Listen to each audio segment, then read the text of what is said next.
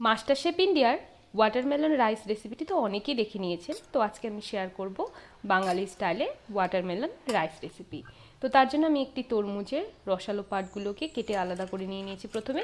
তারপর একটি স্টেনারে খুব ভালো করে এটাকে চেপে চেপে রসগুলোকে আমি বের করে নেব। এটা মিক্সার গ্রাইন্ডারেও গ্রাইন্ড করে তারপর রসগুলোকে বের করা যায়, তবে আমি হাতেই বের করে নিয়েছি। নিয়েছি আমি এখানে শোভা চাল, আমি 15 মিনিট আগে ভিজিয়ে রেখেছিলাম, হাফ বাটির একটু বেশি চাল। তারপর কড়াতে দিয়ে দিয়েছি আমি কালো জিরে এবং একটি এলাচ। তারপর দিয়ে দিয়েছি আমি এখানে চালগুলোকে একটু নেড়ে চেড়ে এখানেই দিয়ে দেবো আমি স্বাদ অনুযায়ী লবণ। দিয়েছি আমি হাফ চামচ লবণ, দিয়ে দেবো আমি এখানে সামান্য হলুদ গুঁড়ো, দিয়ে দিয়েছি এখানে হাফ চামচ ছোটো চামচ দিয়ে জিরের গুঁড়ো। তারপর একদম কম টেম্পারেচারে একটু নেড়ে চেড়ে নিয়েছি। তাতে কী হবে, চালগুলো একে অন্যের গায়ে লেগে যাবে না, ঝরঝরে থাকবে।